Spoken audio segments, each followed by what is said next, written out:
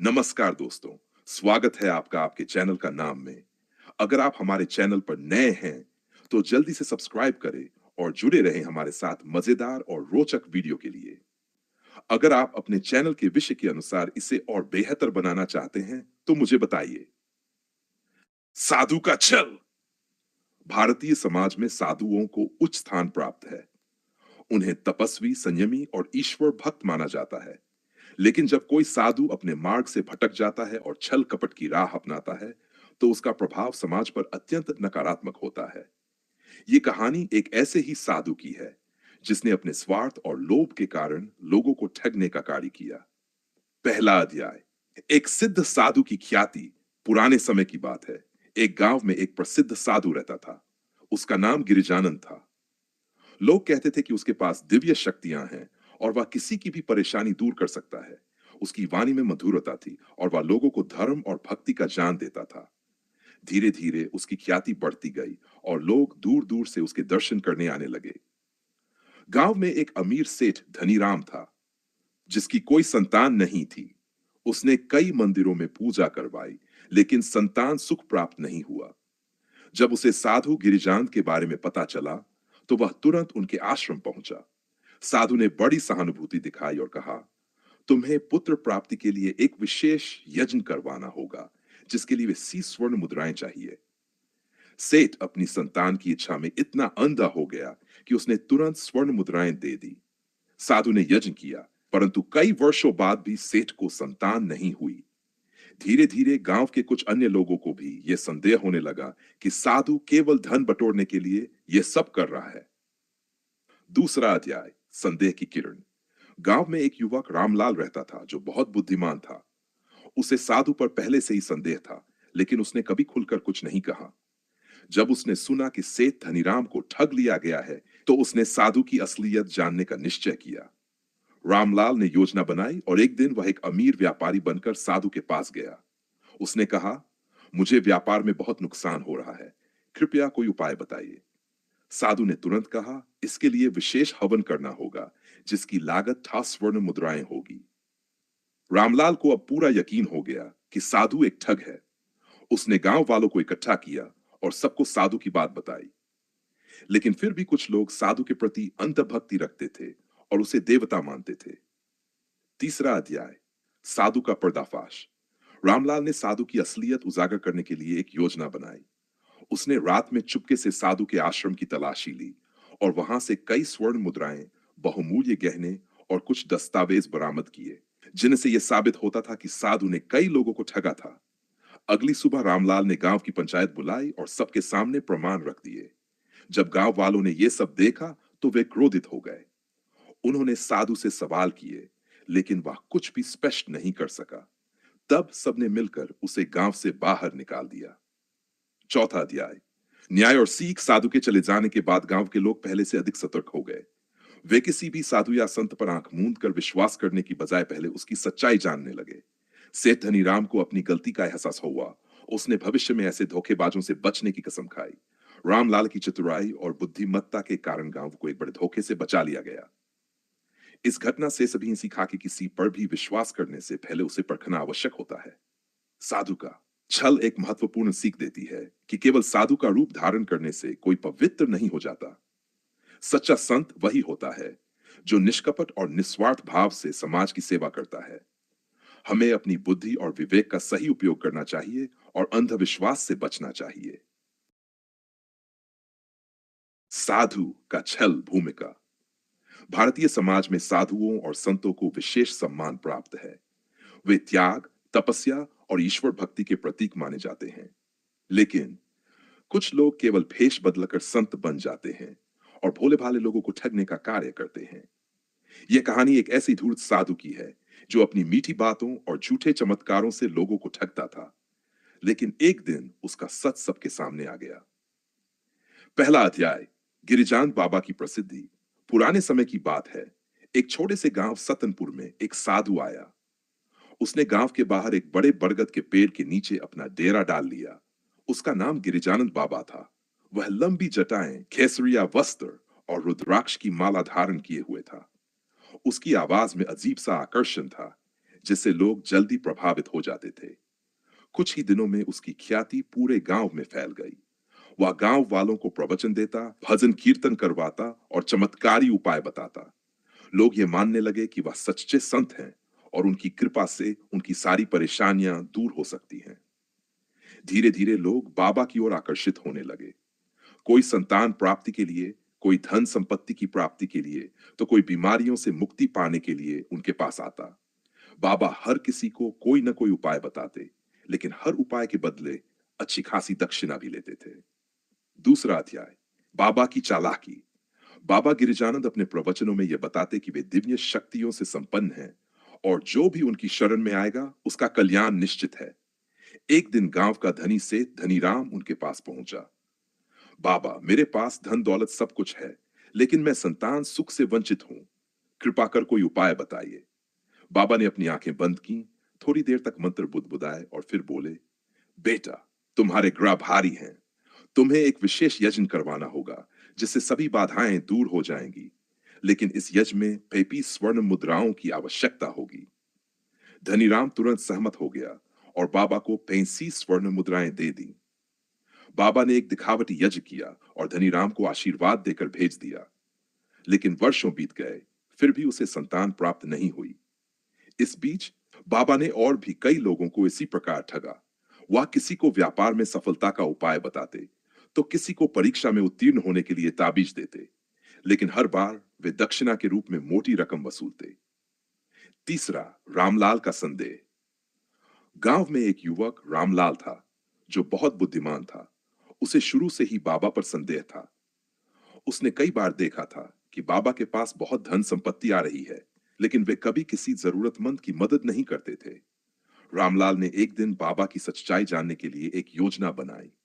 वह एक अमीर व्यापारी का वेश धारण कर बाबा के पास पहुंचा और कहा, बाबा, मेरा व्यापार लगातार घाटे में जा रहा है। कृपया कोई उपाय बताइए।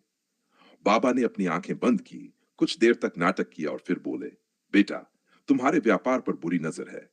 तुम्हें एक विशेष पूजा करनी होगी, जिसमें 7 स्वर्ण मुद्राएं खर्च होंगी। रामलाल को अब पूरा विश्वास हो गया कि बाबा एक ठग हैं।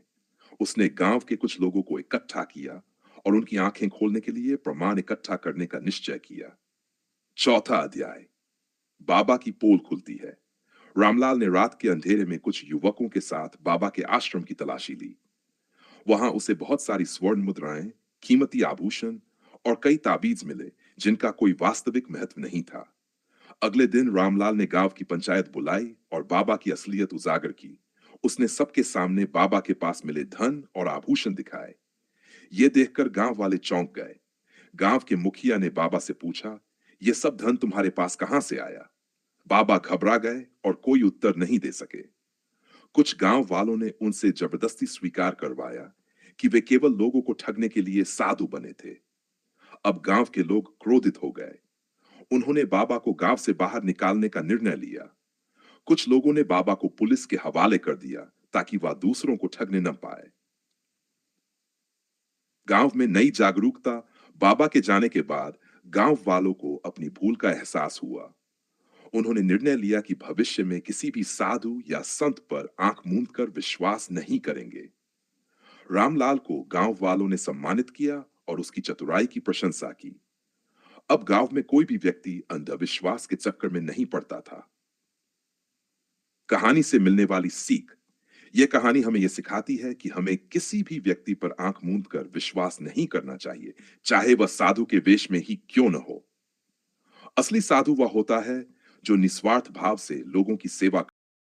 विधवा औरत की कहानी, संघर्ष, साहस और स्वतंत्रता।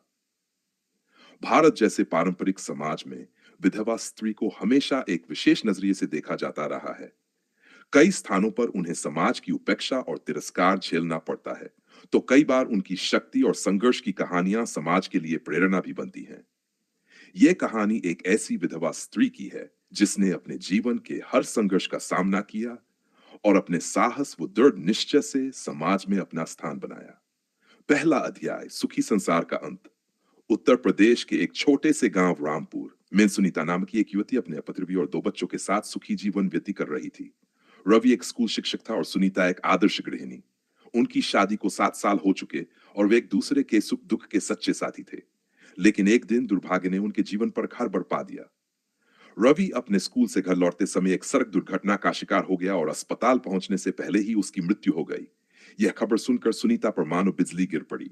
उसका पूरा संसार उजड़ गया। उसके बच्चों के सिर से पिता का साया उठ चुका था। वह खुद एक विधवावन ने शोक प्रकट किया। लेकिन कुछ ही दिनों में सब अपनी अपनी जिंदगियों में व्यस्त हो गए। सुनीता अकेली रह गई, अपने बच्चों के साथ, अपने दुख के साथ। दूसरा अध्याय, समाज का असली चेहरा। रवि की मृत्यु के बाद सुनीता को समाज के असली चेहरे का अनुभव हुआ।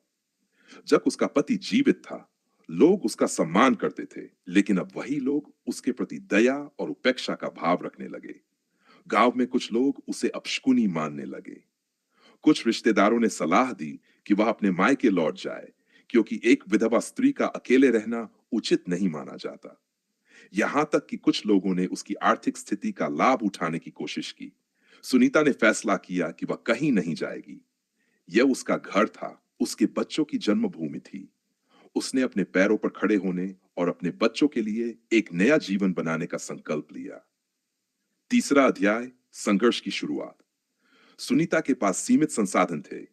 पति की मृत्यु के बाद कोई स्थायी आय नहीं थी। उसे यह समझ नहीं आ रहा था कि वह अपने बच्चों का पालन पोषण कैसे करेगी। उसने गांव के प्रधान से सहायता मांगी, लेकिन उन्होंने केवल सांत्वना दी और कोई ठोस मदद नहीं की। अंततः उसने खुद ही कुछ करने की ठानी। रवि की मृत्यु के बाद स्कूल में उसकी जगह खाली हो गई थी। सुनीता को याद आया कि उसने भी शादी से पहले स्नातक की पढ़ाई की थी। उसने हिम्मत जुटाई और स्कूल में नौकरी के लिए आवेदन किया।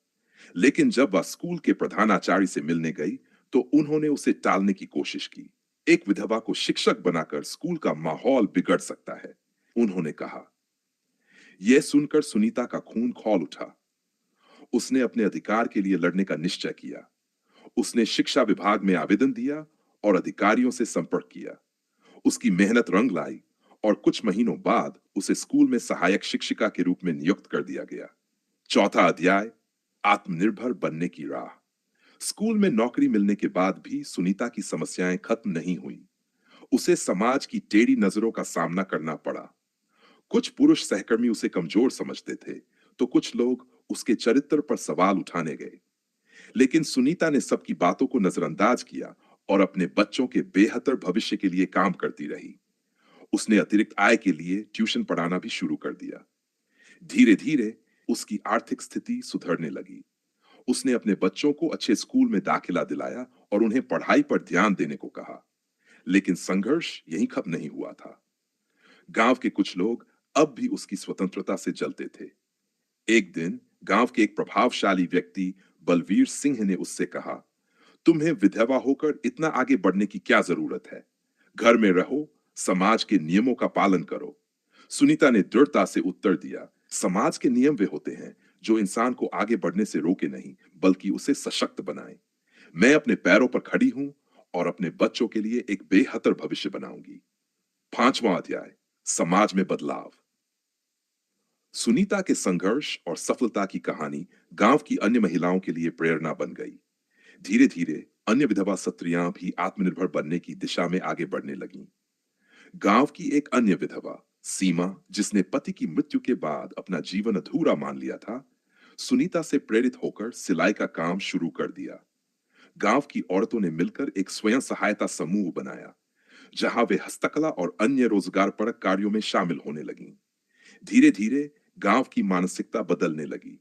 लोग अब विधवाओं को बोझ या अभिशाप मानने के बजाय उन्हें सम्मान की दृष्टि से देखने लगे। छठा अध्याय, नई पहचान। कई वर्षों के संघर्ष के बाद सुनीता केवल अपने बच्चों के लिए ही नहीं, बल्कि पूरे गांव की महिलाओं के लिए प्रेरणा बन चुकी थी। उसने अपनी मेहनत से अपने बच्चों को उच्च शिक्षा दिलाई।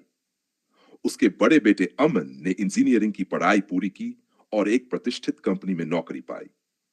उसकी बेटी नैना भी पढ़ लिखकर डॉक्टर बन गई। एक दिन वही प्रधानाचार्य, जिन्होंने कभी उसे नौकरी देने से इनकार कर दिया था, उसे सम्मान समारोह में आमंत्रित कर रहे थे। गांव के लोग जो कभी उसकी निंदा करते थे, अब उसे सम्मान से देखते थे। उन्होंने विधवा औरत की कहानी, संघर्ष, साहस और स्वतंत्रता विधवा औरत की कहानी, संघर्ष, साहस और स्वतंत्रता। भारत जैसे पारंपरिक समाज में विधवा स्त्री को हमेशा एक विशेष नजरिए से देखा जाता रहा है। कई स्थानों पर उन्हें समाज की उपेक्षा और तिरस्कार झेलना पड़ता है, तो कई बार उनकी शक्ति और संघर्ष की कहानियां समाज के लिए प्रेरणा भी बनती हैं। यह कहानी एक ऐसी विधवा स्त्री की है जिसने अपने जीवन के हर संघर्ष का सामना किया और अपने साहस व दृढ़ निश्चय से समाज में अपना स्थान बनाया। पहला अध्याय, सुखी संसार का अंत। उत्तर प्रदेश के एक छोटे से गांव रामपुर में सुनीता नाम की एक युवती अपने पति और दो बच्चों के साथ सुखी जीवन व्यतीत कर रही थी। रवि एक स्कूल शिक्षक था और सुनीता एक आदर्श गृहिणी। उनकी शादी को 7 साल हो चुके थे और वे एक दूसरे के सुख दुख के सच्चे साथी थे। लेकिन एक दिन दुर्भाग्य ने उनके जीवन पर कर पा दिया। रवि अपने स्कूल से घर लौटते समय एक सड़क दुर्घटना का शिकार हो गया और अस्पताल पहुंचने से पहले ही उसकी मृत्यु हो गई। यह खबर सुनकर सुनीता पर मानो बिजली गिर पड़ी। उसका पूरा संसार उजड़ गया। उसके बच्चों के सिर से पिता का साया उठ चुका था और वह खुद एक विधवा बन चुकी थी। गांव के लोगों ने शोक प्रकट किया, लेकिन कुछ ही दिनों में सब अपनी अपनी जिंदगियों में व्यस्त हो गए। सुनीता अकेली रह गई, अपने बच्चों के साथ, अपने दुख के साथ। दूसरा अध्याय, समाज का असली चेहरा। रवि की मृत्यु के बाद सुनीता को समाज के असली चेहरे का अनुभव हुआ। जब तक उसका पति जीवित था, लोग उसका सम्मान करते थे, लेकिन अब वही लोग उसके प्रति दया और उपेक्षा का भाव रखने लगे। अगर आप हमारे चैनल पर नए हैं, तो जल्दी से सब्सक्राइब करें और जुड़े रहें हमारे साथ मजेदार और रोचक वीडियो के लिए। अगर आप अपने चैनल के विषय के अनुसार इसे और बेहतर बनाना चाहते हैं, तो मुझे बताइए।